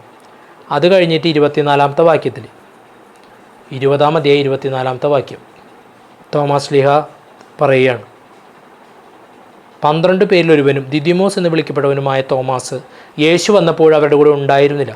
അതുകൊണ്ട് തന്നെ മറ്റ് ശിഷ്യന്മാർ അവനോട് പറഞ്ഞു, ഞങ്ങൾ കർത്താവിനെ കണ്ടു. എന്നാൽ അവൻ പറഞ്ഞു, അവൻ്റെ കൈകളിൽ ആണികളുടെ പഴുതുകൾ ഞാൻ കാണുകയും അവയിൽ എൻ്റെ വിരലിടുകയും അവൻ്റെ പാർശ്വത്തിൽ എൻ്റെ കൈയിടുകയും വയ്ക്കുകയും ചെയ്തല്ലാതെ ഞാൻ വിശ്വസിക്കുകയില്ല. 8 ദിവസങ്ങൾക്ക് ശേഷം വീണ്ടും അവൻ്റെ ശിഷ്യന്മാർ വീട്ടിൽ ആയിരുന്നപ്പോൾ തോമസും അവരോട് കൂടെ ഉണ്ടായിരുന്നു. വാതിലുകൾ അടച്ചിരുന്നു. യേശു വന്ന അവരുടെ മധ്യത്തിൽ നിന്നുകൊണ്ട് പറഞ്ഞു, നിങ്ങൾക്ക് സമാധാനം. അവൻ തോമാസിനെ വിളിച്ചിട്ട് പറഞ്ഞു, നിൻ്റെ വിരൽ ഇവിടെ കൊണ്ടുവരിക, എൻ്റെ കൈകൾ കാണുക, നിൻ്റെ കൈ നീട്ടി എൻ്റെ പാർശ്വത്തിൽ വയ്ക്കുക. അവിശ്വാസിയാകാതെ വിശ്വാസി ആയിരിക്കുക. അപ്പോൾ തോമാസ് ലീഹ പറയുന്ന മറുപടി, തോമാസ് പറഞ്ഞു, എൻ്റെ കർത്താവേ, എൻ്റെ ദൈവമേ. 20:28 യോഹന്നാൻ. അത് കഴിഞ്ഞപ്പോൾ യേശു പറഞ്ഞ മറുപടിയാണ്, നീ എന്നെ കണ്ടത് കൊണ്ട് വിശ്വസിച്ചു, കാണാതെ തന്നെ വിശ്വസിക്കുന്നവർ ഭാഗ്യവാന്മാർ. ഇതാണ് യേശു പറയുന്ന മറുപടി. അപ്പോൾ 20-ാം അധ്യായം 24 മുതൽ 29 വരെയുള്ള വാക്യങ്ങളിൽ അപ്പോൾ തോമാസ് ലീഹ ഇല്ലാ സമയത്ത് വന്നു പോയ കർത്താവ്. അപ്പോൾ തോമാസ് ലീഹ പറയുകയാണ്, ഞാൻ നേരിട്ട് കാണുകയും എൻ്റെ വിരൽ കൊണ്ട് അവൻ്റെ പാർശ്വത്തിൽ എൻ്റെ വിരൽ ആണികളുടെ അവൻ്റെ പഴുതിലേക്ക് ഇടുകയും പാർശ്വത്തിൽ എൻ്റെ കൈകൾ അവൻ്റെ പാർശ്വത്തിൽ വയ്ക്കുകയും ചെയ്തിട്ടല്ലാതെ ഞാൻ വിശ്വസിക്കില്ല എന്ന് പറഞ്ഞു. അതായത് ഒരു പക്ഷേ തൊട്ട് വിശ്വസിക്കുക, കണ്ട് വിശ്വസിക്കുക, അറിഞ്ഞ് വിശ്വസിക്കുക എന്നുള്ളതാണ് ഒരു കാര്യം എന്ന് പറയുന്നത്.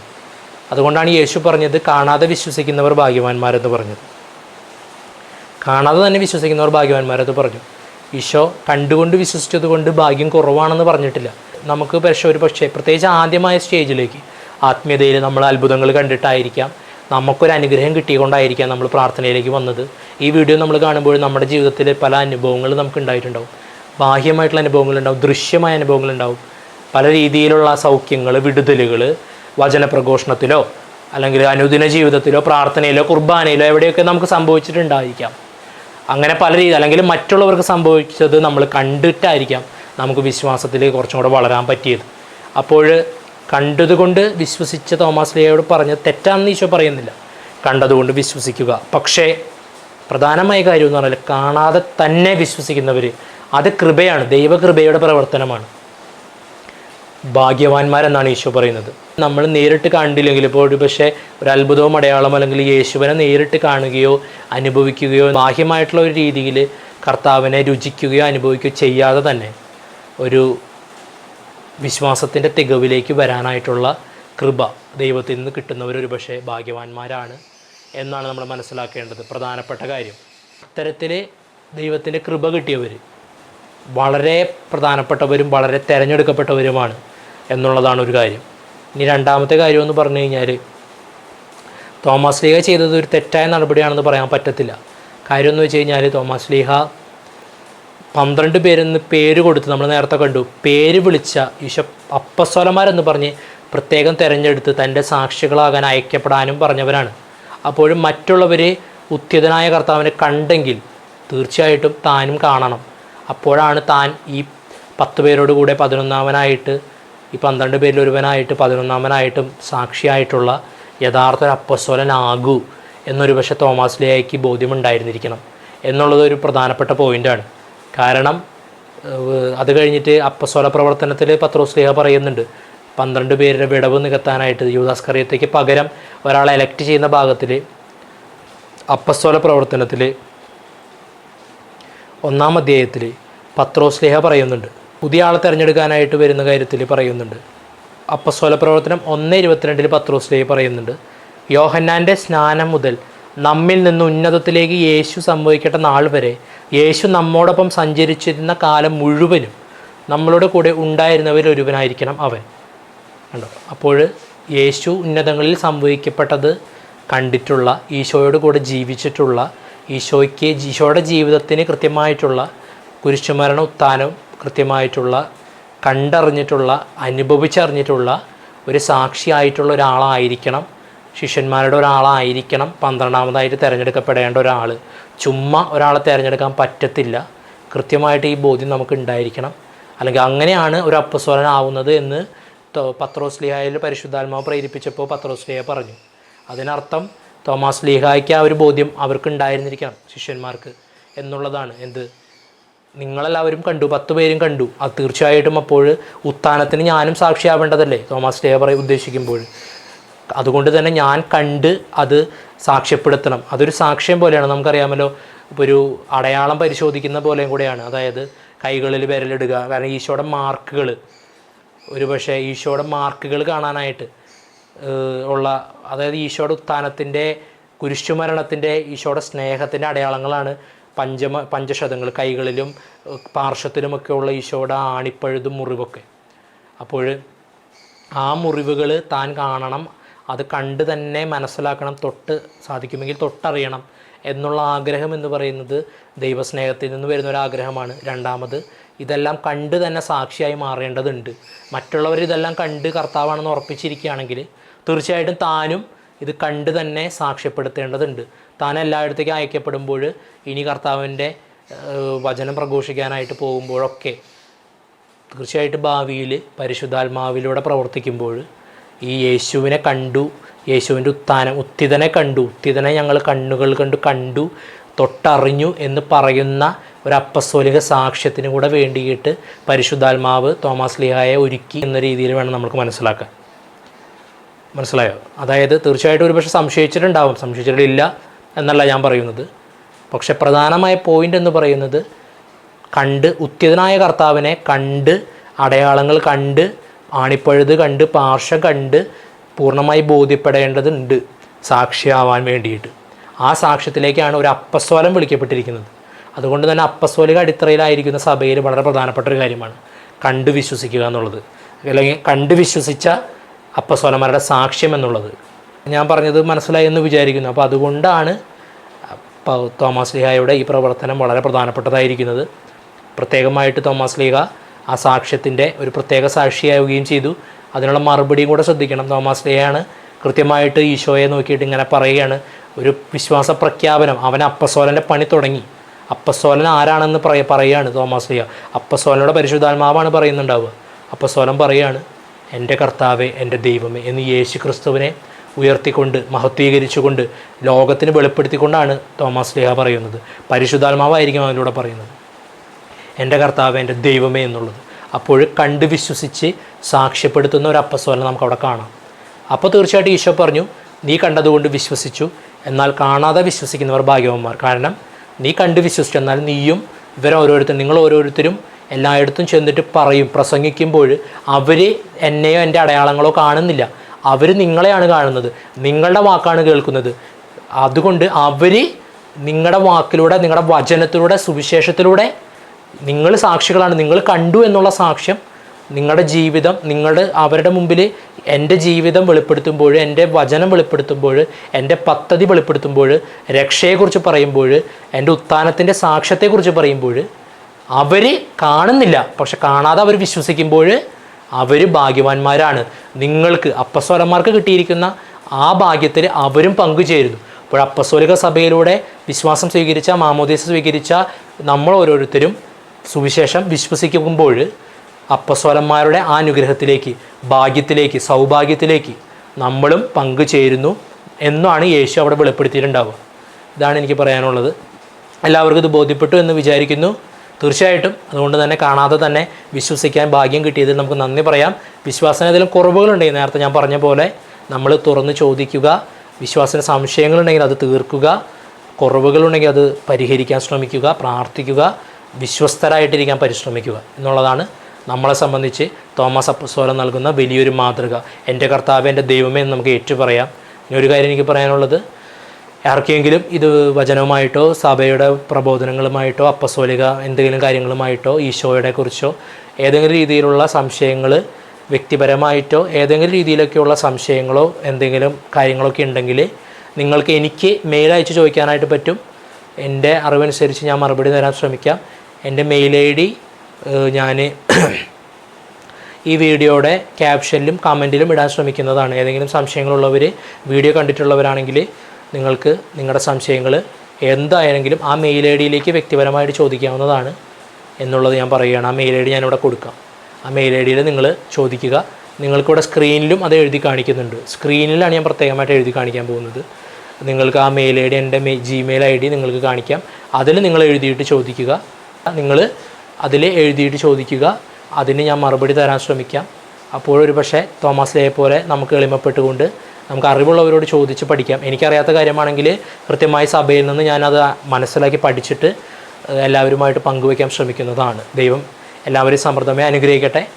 അപ്പോഴും തോമസ് ലീഹയുടെ വ്യക്തമായ മാതൃക പ്രത്യേകിച്ച് എല്ലാ ഭാരത ക്രൈസ്തവരും, പ്രത്യേകിച്ച് മാർത്തോമ ക്രിസ്ത്യാനികളൊക്കെ പിന്തുടരാൻ ശ്രമിക്കുക. നമ്മൾ ഈ പറഞ്ഞ പോലെ തന്നെ എളിമപ്പെടാനും ചോദ്യം ചോദിക്കാനും സംശയം തീർക്കാനും ഒക്കെയുള്ള ഉത്തരവാദിത്തം മറക്കരുത്. അതുപോലെ തന്നെ കണ്ടു വിശ്വസിച്ച എൻ്റെ കർത്താവ്, എൻ്റെ ദൈവമേ എന്ന് പറയാനുള്ള ഭാഗ്യം നമുക്കുണ്ടാവട്ടെ. അതുപോലെ തന്നെ കാണാതെ തന്നെ വിശ്വസിക്കാനുള്ള ഭാഗ്യം ഏറ്റവും ഉപരിയായിട്ട് നമുക്ക് ദൈവം നൽകി. അതിൽ വളരാനായിട്ട് സംശയങ്ങളുണ്ടെങ്കിലും നമുക്ക് കാണാതെ വിശ്വസിച്ച് തന്നെ വളരാനായിട്ടുള്ള കൃപ കിട്ടട്ടെ എന്ന് നമുക്ക് പ്രാർത്ഥിക്കാം. അതിന് തോമസ് ലീഹയുടെ മധ്യസ്ഥം നമുക്കുണ്ടായിരിക്കട്ടെ. അതുപോലെ ഒരു കാര്യം കൂടെ പറയാനുണ്ട്. അപ്പസ്തോലന്മാരുടെ ആ വിളിയിൽ സഭയിലെ എല്ലാ അംഗങ്ങളും മാമോദീസായിലൂടെയൊക്കെ പങ്കു ചേർന്നിട്ടുണ്ട്. സ്ഥൈര്യലേപനത്തിലൂടെയൊക്കെ വിശ്വാസികൾക്കൊക്കെ ഒരു കടമയുണ്ട്. തോമസ് ലീഹയെ പോലെ തന്നെ നമ്മളും അയക്കപ്പെട്ടവരാണ് ഒരർത്ഥത്തിൽ. അവരുടെ അപ്പസ്തോലിക സഭയിൽ അയക്കപ്പെട്ടവരായിട്ടുള്ള എല്ലാ വിശ്വാസികളും അവരുടേതായ പദവികളുണ്ട്. ശുശ്രൂഷയുടെ പദവിയുണ്ട്, ശുശ്രൂഷ ചെയ്യേണ്ടതുണ്ട്, അതുപോലെ തന്നെ സാക്ഷിയാവേണ്ടതുണ്ട്. അപ്പോൾ അതുകൊണ്ട് നമ്മുടെ ജീവിതത്തിൽ നമ്മുടെ ചുറ്റുപാടുമൊക്കെ നമുക്ക് സാക്ഷിയാവാം, സത്യവിശ്വാസത്തിന് സാക്ഷിയാവാം, യേശുവിനെ കർത്താവും രക്ഷകനുമായി നാഥനുമായി ദൈവമായിട്ട് ഏറ്റുപറയാം, പങ്കുവയ്ക്കാം. നമ്മുടെ അനുദിന ജീവിതത്തിൽ സുവിശേഷമനുസരിച്ചുള്ള ജീവിതം, അതുപോലെ ഈശോയെക്കുറിച്ച് മറ്റുള്ളവരോട് വാക്കുകൊണ്ടും പ്രവൃത്തി കൊണ്ടും നമ്മുടെ പല പ്ലാറ്റ്ഫോം ഉപയോഗിച്ചും നമ്മുടെ പല സാധ്യതകൾ ഉപയോഗിച്ചും നമുക്ക് വചനം മറ്റുള്ളവരിലേക്ക് എത്തിക്കാനായിട്ട്, കാണാതെ തന്നെ വിശ്വസിക്കാനും ഇനി ദൈവം അനുവദിക്കുന്നെങ്കിൽ കണ്ടു വിശ്വസിക്കാനും ഒക്കെയുള്ള ഒരു നിമിത്തമായിട്ട്, മറ്റുള്ളവർക്ക് ഒരു ഉപകരണമായിട്ട് നമ്മുടെ ഭാരതസഭയ്ക്ക് തോമസ് ലീഹ മാറിയതുപോലെ നമ്മുടെ ചുറ്റുപാടുമുള്ള നിരവധി ആളുകൾക്ക് നമ്മളും ഈശോയുടെ ഒരു ഉപകരണമായിട്ട് സുവിശേഷത്തിൻ്റെ ഒരു സാക്ഷിയും ശുശ്രൂഷകരുമായിട്ട് മാറട്ടെ എന്ന് ഞാൻ പ്രത്യേകം ആശംസിച്ചു പ്രാർത്ഥിക്കുന്നു. നമുക്കതിനു വേണ്ടി പ്രാർത്ഥിക്കാം. അതുപോലെ നമ്മുടെ ഇന്ന് ജൂലൈ 4-ാം തീയതി വിശുദ്ധ എലിസബത്ത് എന്ന് പറയുന്ന പോർച്ചുഗലിലെ രാജ്ഞിയുടെ തിരുനാളാണ്. രാജ്ഞി രാജകീയ ജീവിതത്തിൽ വളരെ എളിമയോടുകൂടെ ജീവിച്ചു. ഭർത്താവ് ഒരു അവിശ്വസനായ ഭർത്താവായിരുന്നു. പല ബന്ധങ്ങളും അതിൽ പല മക്കളൊക്കെ ഉണ്ടായിരുന്നു അദ്ദേഹത്തിന്. അത് വളരെ കുപ്രസിദ്ധി ആർജിച്ചു. പക്ഷേ ഈ രാജ്ഞി ഇതെല്ലാം അറിഞ്ഞിട്ടും ക്ഷമയോടുകൂടെ ഭർത്താവിനെ ശുശ്രൂഷിച്ച് നിന്നു. ഭർത്താവിൻ്റെ എല്ലാ അവിശ്വസ്തതയ്ക്കും പ്രാർത്ഥനയിലൂടെ പരിഹാരം കാണുകയും അങ്ങനെ ഭർത്താവിൻ്റെ ആത്മാവിനെ അവസാനം നേടാൻ സാധിച്ച ഒരു സഹോദരിയാണ് ഈ എലിസബത്ത് രാജ്ഞി എന്നുള്ളത്. അപ്പോൾ എത്ര സൗഭാഗ്യ ആഡംബരവും ഉണ്ടെങ്കിലും വളരെ താമസ ജീവിതം നയിച്ചുകൊണ്ട് സ്വന്തം ഭർത്താവിൻ്റെയും മക്കളുടെയും രാജ്യത്തിൻ്റെയും നന്മയ്ക്ക് വേണ്ടിയും പാപികളുടെ മാനസാന്തരത്തിനും വേണ്ടി പ്രാർത്ഥിച്ചുകൊണ്ട് എളിയ ജീവിതം ഏറ്റവും ചുരുങ്ങിയ രീതിയിൽ ജീവിച്ചുകൊണ്ട് അതുപോലെ പാവപ്പെട്ടവരെ, വിധവകളെ, അനാഥാലയം അല്ലെങ്കിൽ അനാഥരെ, അതുപോലെ രോഗികളെ ശുശ്രൂഷിച്ചു. പ്രത്യേകിച്ച് ഭർത്താവിൻ്റെ മരണശേഷം ഫുൾ ടൈമറായിട്ട് അവർ ഈ അവർക്ക് കിട്ടിയിരിക്കുന്ന സമ്പത്തും സാധ്യതയെല്ലാം മുഴുവനായിട്ട് ദൈവത്തിന് വിട്ടുകൊടുത്തുകൊണ്ട് ദൈവാരാധനയിൽ ജീവിച്ചു. പ്രത്യേകിച്ച് രോഗികൾ, വിധവകൾ, അനാഥർ, എന്താ പറയുക, അശരണർ, ഇങ്ങനെയുള്ള പാവപ്പെട്ടവർ, ഇങ്ങനെയുള്ള ആളുകൾക്ക് സഹായങ്ങൾ എത്തിച്ചു കൊടുത്തുകൊണ്ടും ഫുൾ ടൈമായിട്ട് അവർ അതിനെ ശുശ്രൂഷിച്ചുകൊണ്ട് അവരുടെ മദർ തെരേസയൊക്കെ പോലെ ഈ രാജ്ഞി അവരെ ശുശ്രൂഷിച്ചുകൊണ്ട് തൻ്റെ ജീവിതം അവർക്കായിട്ട് അവസാനം സമർപ്പിച്ചു. അതുപോലെ തന്നെ തൻ്റെ ഈ രാജ്ഞിയുടെ മകനും വേറൊരു രാജാവും അല്ലെങ്കിൽ ഒരു പ്രിൻസൊക്കെ ആയിട്ട് വേറൊരു രാജകുടുംബമൊക്കെ ആയിട്ടൊക്കെ പ്രശ്നങ്ങൾ അല്ലെങ്കിൽ രാജാക്കന്മാരായിട്ട് പ്രശ്നങ്ങളൊക്കെ ഉണ്ടായി സമയത്ത് യുദ്ധത്തിലേക്ക് നടന്ന് യുദ്ധത്തിൻ്റെ ഭീഷണി, യുദ്ധത്തിലേക്കുള്ള സാഹചര്യമുണ്ടായി. യുദ്ധവും ആരംഭിക്കാനായിട്ട് തുടങ്ങി. അങ്ങനെയുള്ളൊരു പശ്ചാത്തലമൊക്കെ ഉണ്ട്. ആ സമയത്ത് എതിരെ യുദ്ധത്തിലൂടെ മനുഷ്യർ നശിക്കാതിരിക്കാൻ, വെറുപ്പും വിദ്വേഷവും വളരാതിരിക്കാൻ, ആളുകളുടെ ജീവൻ നഷ്ടപ്പെടാതിരിക്കാൻ, അശാന്തി വരാതിരിക്കാൻ, സമാധാനം നഷ്ടപ്പെടാതിരിക്കാൻ ഈ രാജ്ഞി വളരെയധികം മാധ്യസ്ഥ ശ്രമങ്ങൾ പ്രാർത്ഥനയിലൂടെയും നേരിട്ടൊക്കെ ശ്രമിച്ചുകൊണ്ട് തൻ്റെ മകനെയും മറ്റുള്ളവരെ അനുനയിപ്പിക്കാൻ ശ്രമിക്കുകയും അതിൽ വിജയിക്കുകയും ചെയ്തു. അങ്ങനെ യുദ്ധത്തിൻ്റേതായ കെടുതികൾ ഒരു പരിധിവരെ ഒഴിവാക്കിക്കൊണ്ട് ആ യുദ്ധത്തിൻ്റെ അല്ലെങ്കിൽ അങ്ങനെയുള്ള കാര്യങ്ങൾ അവസാനം വരുത്താനായിട്ട്, അങ്ങനെ സമാധാനം കൊണ്ടുവരാനായിട്ട് ദൈവത്തിൻ്റെ ഒരു ഉപകരണമായി മാറി. നമുക്കറിയാം, ഈശോ പറഞ്ഞിട്ടുണ്ട്, സമാധാനം കൊണ്ടുവരുന്നവർ ഭാഗ്യമുള്ളവരാണെന്ന് പറഞ്ഞിട്ടുണ്ട്. അവർക്കൊരു പദവി കൊടുത്തിട്ടുണ്ട് യേശു, സമാധാനം സ്ഥാപിക്കുന്നവർ ഭാഗ്യവാന്മാർ. മത്തായിയുടെ സുവിശേഷത്തിൽ സുവിശേഷ ഭാഗ്യങ്ങൾ എടുത്തു കഴിഞ്ഞ് കഴിഞ്ഞാൽ അതിൽ ഒരു സുവിശേഷത്തിൻ്റെ ഒരു ശുശ്രൂഷകൻ്റെ സുവിശേഷം ജീവിക്കുന്ന ഒരാളുടെ അടയാളങ്ങളിൽ പറഞ്ഞതാണ് ഈ സുവിശേഷ ഭാഗ്യം എന്ന് പറയുന്നത്. അവിടെ പല ഭാഗ്യങ്ങൾ പറയുന്നുണ്ട്, പീഡനേൽക്കുന്നതും പല കാര്യങ്ങളും. സമാധാനം സ്ഥാപിക്കുന്നവരെ കുറിച്ച് പറഞ്ഞിട്ടുള്ളത് അവർ ദൈവപുത്രന്മാരെന്ന് വിളിക്കപ്പെടും എന്നുള്ളതാണ്. മത്തായി 5-9 വാക്യത്തിലാണ് സമാധാനം സ്ഥാപിക്കുന്നവർ ദൈവപുത്രന്മാരെന്ന് വിളിക്കപ്പെടും, അവർ ഭാഗ്യമുള്ളവരാണ് എന്നാണ് പറയുന്നത്. അപ്പോൾ സമാധാനം സ്ഥാപിക്കാനും വളരെ എന്താ പറയുക പരിശ്രമം നടത്തിയ ഒരു വലിയ രാജ്ഞി, വിശുദ്ധ രാജ്ഞിയുടെ കഥയാണ്. അതിൽ വിജയിച്ചു. സമാധാനം സ്ഥാപിക്കാൻ പരിശുദ്ധാത്മാവ് അവരെ സഹായിച്ചു എന്നുള്ളതാണ്. അങ്ങനെ ദൈവത്തിൻ്റെ മകളായി അറിയപ്പെടാൻ, അൾത്താര വണക്കത്തിന് യോഗ്യമായി തീരാനൊക്കെ കർത്താവ് ഈ പുണ്യ വനിതയ്ക്ക് ഇടയാക്കി എന്നുള്ളതാണ്. അപ്പോൾ ഈ പോർച്ചുഗലിലെ വിശുദ്ധയായ എലിസബത്ത് രാജ്ഞിയുടെ മാധ്യസ്ഥം തേടാൻ പ്രത്യേകിച്ച് അമ്മമാരായിട്ടുള്ളവർ, വിധവകളായിട്ടുള്ളവർ ഒക്കെ പ്രാർത്ഥിക്കാം. അതുപോലെ തന്നെ നമ്മുടെ കുടുംബത്തോ ചുറ്റുപാടോ സമാധാനത്തിന് വിരുദ്ധമായിട്ടുള്ള അന്തരീക്ഷങ്ങൾ, അടി ബഹളം, അസ്വസ്ഥതകൾ, വെറുപ്പ് വിദ്വേഷമൊക്കെ ഉണ്ടെങ്കിൽ വിശുദ്ധയുടെ മധ്യസ്ഥം തേടി നമുക്കും സമാധാന സ്ഥാപകരായി മാറാൻ പരിശുദ്ധാത്മാവിനോട് പ്രാർത്ഥിക്കാം. അതിന് ദൈവം നമ്മളെ വിളിക്കുന്നു. അതുപോലെ തന്നെ ദൈവാരാധനയിലും സമ്പത്തൊക്കെ ഉണ്ടെങ്കിലും അതിനൊന്നും യാതൊരു വിലയും കൊടുക്കാതെ വളരെ ലാളിത്യത്തിലും എളിമയിലും ജീവിക്കുകയും തൻ്റെ സമ്പത്തും കാര്യങ്ങളും സാധ്യതകളെല്ലാം പൂർണ്ണമായിട്ടും രോഗികൾക്കും അശരണർക്കും ദൈവത്തിൻ്റെ ഛായയിലും സാദൃശ്യത്തിലും സൃഷ്ടിക്കപ്പെട്ട അതിനർഹതപ്പെട്ട പാവപ്പെട്ടവർക്ക് വേണ്ടി, രോഗികൾക്ക് വേണ്ടി ചെലവഴിക്കാനായിട്ട് നമുക്കും സാധിക്കട്ടെ എന്ന് ഞാൻ പ്രാർത്ഥിക്കുന്നത്. നമ്മളുടെ കൈവശം ഒന്നും മിച്ചമായിട്ട് വെച്ചിരിക്കരുത്. ജോൺ 12 മാർപ്പാപ്പ പറയുന്ന പോലെ നമ്മുടെ അടുത്ത് നമ്മുടെ ഫ്രിഡ്ജിലും നമ്മുടെ ഫ്രിഡ്ജിലിരിക്കുന്ന അമിതമായിരിക്കുന്ന ഭക്ഷണം, നമ്മുടെ അലമാരിയിൽ നമുക്ക് അത്ര ആവശ്യമില്ലാതിരിക്കുന്ന ഒരുപാട് വസ്ത്രങ്ങൾ, ഇതെല്ലാം തന്നെ നമ്മൾ മോഷ്ടിച്ചതിന് തുല്യമാണെന്നാണ് പറയുന്നത്. നമ്മൾ ഒരു പാവപ്പെട്ട ആൾക്ക് കൊടുക്കാതെ വെച്ചിരിക്കുന്ന ഒരു കാര്യം മോഷണത്തിന് തുല്യമാണ് പുതിയ നിയമത്തിൻ്റെ യഥാർത്ഥ ആത്മീയതയിൽ നോക്കുമ്പോൾ. അപ്പോൾ അതുകൊണ്ട് തന്നെ നമ്മളൊക്കെ എത്രയോ വലിയ മോഷ്ടാക്കളും കള്ളന്മാരുമാണ്. നമ്മൾ നേരിട്ട് ചിലപ്പോൾ കട്ടെടുത്തിട്ടുണ്ടാവില്ല, പക്ഷേ നമ്മൾ പുതിയ നിയമത്തിൻ്റെ പശ്ചാത്തലത്തിൽ സുവിശേഷം വെച്ച് നോക്കുമ്പോൾ നമ്മൾ ഒരുപാട് നമുക്ക് ആവശ്യമില്ലാത്ത കാര്യങ്ങളും ദൈവം കൂടുതൽ നമുക്ക് നൽകിയതൊക്കെ നമ്മൾ വെച്ചിരിക്കുന്നുണ്ടാവും. നമ്മൾ പലർക്കും കൊടുക്കാതെ വെച്ചിട്ടുണ്ടാവും. നമുക്ക് അർഹതപ്പെട്ടവർക്ക് കൊടുക്കാതെ, കുടുംബക്കാർക്കായിക്കോട്ടെ, പുറത്തുള്ളവരായിക്കോട്ടെ, അയൽക്കാർക്കായിക്കോട്ടെ ഒക്കെ നമ്മൾ കൊടുക്കാതെ വെച്ചിട്ടുണ്ടാവും. അത് മാറിയിട്ട് ഇരട്ടിയായിട്ട് മറ്റുള്ളവർക്ക് കൊടുക്കുക. ദൈവം നിങ്ങളെ അനുഗ്രഹിക്കും, വിശുദ്ധീകരിക്കും. ഈ രാജ്ഞിയെപ്പോലെ വിശുദ്ധരുടെ പദവിയിലേക്ക് ഉയരാനായിട്ട് നമ്മുടെ ഈ ഉദാരത കാരണമാവട്ടെ എന്നും കൂടെ ഞാൻ പ്രാർത്ഥിക്കുന്നു. അപ്പോൾ വിശുദ്ധ തോമസ് ലീഹായുടെയും വിശുദ്ധ എലിസബത്ത് രാജ്ഞിയുടെയും പോർച്ചുഗലിലെ രാജ്ഞിയുടെയും പ്രത്യേക മധ്യസ്ഥവും സഹായവും നമ്മുടെ കൂടെ ഉണ്ടായിരിക്കട്ടെ. പരിശുദ്ധ അമ്മയും ഔസേ പിതാവും സകല വിശുദ്ധരും മാലാഖമാരും നമുക്ക് വേണ്ടി പ്രാർത്ഥിക്കട്ടെ. ഈ വീഡിയോ ഉപകാരമായെന്ന് വിചാരിക്കുന്നു. ഉപകാരമായെങ്കിൽ നിങ്ങൾക്ക് ഇത് ഷെയർ ചെയ്ത് കൊടുക്കാം, കമൻറ്റ് ചെയ്യാം. പ്രത്യേകമായിട്ട് കഴിഞ്ഞ വീഡിയോയിൽ അധികം കമൻറ്റ് ചെയ്തിട്ടില്ല. ഞാൻ മുഴുവൻ വീഡിയോ കണ്ടിട്ട് കമൻറ്റ് ചെയ്യണമെന്ന് ആദ്യം ഒരു എഴുതിയിട്ടുണ്ടായിരുന്നു. ഈ വീഡിയോയിൽ ഞാനത് എഴുതും, മുഴുവൻ വീഡിയോ കണ്ടിട്ട് കമൻറ്റ് ചെയ്യണമെന്ന് എഴുതും. അപ്പോൾ അവസാനം വരെ കാണുകയും മുഴുവൻ വീഡിയോ കണ്ട് കമൻറ്റ് ചെയ്യാൻ പ്രേരണയുള്ളവർ മാത്രം കമൻറ്റ് ചെയ്യുക, അല്ലാത്തവർ കമൻറ്റ് ചെയ്യണമെന്നില്ല. അപ്പോൾ മുഴുവൻ വീഡിയോ ആരൊക്കെ കണ്ടു എന്ന് ഒരുപക്ഷെ എനിക്ക് അറിയാനും കൂടെയാണ് ഞാൻ കമൻറ്റ് ചെയ്യാനായിട്ട് പറയുന്നത്. അപ്പോൾ നിങ്ങൾക്ക് താല്പര്യമുണ്ടെങ്കിൽ കമൻറ്റ് ചെയ്യുക, നല്ല കമൻറ്റ്സ്. അതുപോലെ ഏറ്റവും പ്രധാനപ്പെട്ടത് നല്ലതാണെങ്കിൽ ഷെയർ ചെയ്ത് കൊടുക്കുക. പിന്നെ താല്പര്യമുണ്ടെങ്കിൽ യൂട്യൂബിലാണ് കാണുന്നതെങ്കിൽ നിങ്ങൾ യൂട്യൂബിൽ കയറുക. യൂട്യൂബിൽ ഈ ചാനൽ ഡിവൈൻ മേഴ്സി ദൈവകരുണ എന്ന ചാനൽ സബ്സ്ക്രൈബ് ചെയ്ത് വെക്കുക.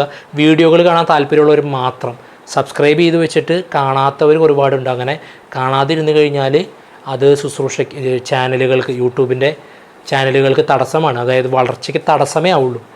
അതായത് മറ്റുള്ളവരുടെ വ്യൂസ് കുറഞ്ഞുകൊണ്ടിരിക്കുകയുള്ളൂ. അപ്പോൾ സബ്സ്ക്രൈബ് ചെയ്യാൻ ആഗ്രഹിക്കുന്നുണ്ടെങ്കിൽ സബ്സ്ക്രൈബേഴ്സിൻ്റെ എണ്ണം ഇപ്പോൾ 100 പേരേ ഉള്ളെങ്കിൽ അത് നല്ലതാണ്. 100 പേര് കാണുന്നുണ്ടെങ്കിൽ ഏറ്റവും നല്ലതാണ്, ചാനലിന് നല്ലതാണ്. അപ്പോൾ അതുകൊണ്ട് ഞാൻ നിർബന്ധിച്ച് സബ്സ്ക്രൈബ് ചെയ്യണമെന്ന് ഒരാളോടും പറയുന്നില്ല. നിങ്ങൾക്ക് ഈ വീഡിയോ അല്ലെങ്കിൽ മറ്റു വീഡിയോകളെല്ലാം കണ്ടു നോക്കിയിട്ട് നിങ്ങൾക്ക് തുടർന്ന് ഇതിലെല്ലാ വീഡിയോകളും കാണണം. പുതിയ വീഡിയോകൾ ഞാൻ ഇടുമ്പോൾ അത് കാണണം. അതിലൂടെ നിങ്ങൾക്ക് ആത്മീയമായിട്ട് വളരാൻ പറ്റും, ദൈവം നിങ്ങളോട് സംസാരിക്കുന്നുണ്ട് എന്ന് ബോധ്യപ്പെടുന്നവർ മാത്രം സബ്സ്ക്രൈബ് ചെയ്യുക. അതുപോലെ തന്നെ ബെല്ലൈക്കൺ എന്ന് പറയുന്ന ഒരു ഐക്കണുണ്ട്, അത് ക്ലിക്ക് ചെയ്ത് വെക്കുക. അപ്പോൾ പുതിയ എല്ലാ വീഡിയോകളും നിങ്ങൾക്ക് കിട്ടും. അപ്പോൾ കാണാൻ താല്പര്യമില്ലാത്തവർ സബ്സ്ക്രൈബ് ചെയ്യേണ്ട. മുമ്പ് സബ്സ്ക്രൈബ് ചെയ്താരെങ്കിലും കാണാൻ താല്പര്യമില്ലാത്തവരുണ്ടെങ്കിൽ അൺസബ്സ്ക്രൈബ് ചെയ്ത് നിങ്ങൾ പോവുക. നിങ്ങൾക്ക് താല്പര്യമുള്ളപ്പോൾ ചാനലിൽ വന്ന് കാണാം എന്നുള്ളതാണ് എൻ്റെ ഒരു അഭിപ്രായം. അപ്പോൾ ഈശോ എല്ലാവരും അനുഗ്രഹിക്കട്ടെ. അതുപോലെ തന്നെ വചനത്തിൻ്റെ പഠനത്തിനായിട്ടൊരു ചാനൽ തുടങ്ങിയിട്ടുണ്ട്. ട്രൂ വേർഡ് ആൻഡ് ഫെയ്ത്ത് എന്ന് പറയുന്ന സത്യവചനവും വിശ്വാസവും, ട്രൂ വേർഡ് ആൻഡ് ഫെയ്ത്ത് എന്ന് പറയുന്ന ഒരു യൂട്യൂബ് ചാനലും കൂടി ഉണ്ട്. ആ യൂട്യൂബ് ചാനലിൽ 2 വീഡിയോസാണ് ഇപ്പോൾ ഇട്ടിട്ടുള്ളത്. 3ാമത്തെ വീഡിയോ ഏറ്റവും അടുത്ത് തന്നെ ഇടുന്നതായിരിക്കും. പരമാവധി ചിലപ്പോൾ ഈ ആഴ്ച അല്ലെങ്കിൽ അടുത്ത ആഴ്ച ആരംഭത്തിൽ തന്നെ ഇടുന്നതായിരിക്കും. 4-5 ദിവസത്തിനുള്ള എന്തായാലും ഇടുന്നതായിരിക്കും. അപ്പോൾ അതുകൊണ്ട് ആ ചാനലിൻ്റെ ലിങ്കും സബ്സ്ക്രൈബ് ചെയ്യാൻ താല്പര്യമുള്ളവർ ആ ചാനലിൽ പോയിട്ട് വീഡിയോകൾ കണ്ടിട്ട്, വീഡിയോകൾ കാണാനായിട്ട് താല്പര്യമുണ്ടെങ്കിൽ, വചനം കൂടുതൽ പഠിക്കാൻ താല്പര്യമുണ്ടെങ്കിൽ മാത്രം നിങ്ങൾ ആ ചാനലും സബ്സ്ക്രൈബ് ചെയ്തിട്ട് അവിടെയും ബെല്ലൈക്കൺ ക്ലിക്ക് ചെയ്ത് വെക്കുമ്പോൾ പുതിയ വീഡിയോകൾ നിങ്ങൾക്ക് കിട്ടും. ഇത്രയും കാര്യങ്ങളാണ് എനിക്ക് പറയാനുള്ളതെല്ലാം എല്ലാവർക്കും ബോധ്യപ്പെട്ടു എന്ന് വിചാരിക്കുന്നു. എനിക്ക് വേണ്ടിയിട്ട് പ്രാർത്ഥിക്കുക, നിങ്ങൾക്ക് വേണ്ടി ഞാൻ പ്രാർത്ഥിക്കാം. സംശയമുണ്ടെങ്കിൽ നേരത്തെ പറഞ്ഞ പോലെ ഞാൻ ഇവിടെ ഒരിക്കൽ കൂടെ കൊടുക്കാം. എൻ്റെ മെയിൽ ID ഇതാണ്. ഇതിലേക്ക് നിങ്ങൾ മെയിൽ അയച്ച് സംശയങ്ങൾ ചോദിക്കുക. ആത്മാർത്ഥമായിട്ടുള്ള സംശയങ്ങളും അതുപോലെ പ്രാർത്ഥനാ നിയോഗങ്ങൾ ആത്മാർത്ഥമായിട്ടുണ്ടെങ്കിൽ കമൻറ്റിൽ പ്രത്യേകിച്ച് കൊടുക്കാൻ പറ്റാത്ത കാര്യങ്ങൾ ഇതിൽ കൊടുക്കുക. പേഴ്സണലായിട്ടുള്ള കാര്യങ്ങളും മറ്റുള്ള കാര്യങ്ങളും നിങ്ങൾ മെയിൽ ID വ്യക്തിപരമായിട്ട് അയയ്ക്കുക. അത് ഉള്ളതാണെന്നും സത്യസന്ധമാണെന്നൊക്കെ തോന്നിക്കഴിഞ്ഞാൽ തീർച്ചയായിട്ടും ഞാൻ മറുപടി തരാൻ ശ്രമിക്കുന്നതാണ്. സമയം വെറുതെ വേസ്റ്റ് ചെയ്യുന്നതാണെങ്കിൽ ഒരുപക്ഷെ ഞാൻ മറുപടി തരില്ല. അതുപോലെ തന്നെ ചിലപ്പോൾ എനിക്ക് മറുപടി ഇല്ലാത്തതാവണമെങ്കിലും ഞാൻ മറുപടി തരില്ല. അപ്പോൾ അത് പരിശുദ്ധാത്മാവ് തന്നെ നിങ്ങൾക്ക് ഉത്തരം തരും, നിങ്ങളെ നയിക്കും. അപ്പോൾ ഈശോ എല്ലാവരും അനുഗ്രഹിക്കട്ടെ. പിതാവിനും പുത്രനും പരിശുദ്ധാത്മാവിനും സ്തുതി, ആദിയിലെ പോലെ ഇപ്പോഴും എപ്പോഴും എന്നേക്കും. ആമേൻ. ഈശോ മിശിഹായ്ക്ക് സ്തുതിയായിരിക്കട്ടെ സഹോദരങ്ങളെ. ആമേൻ.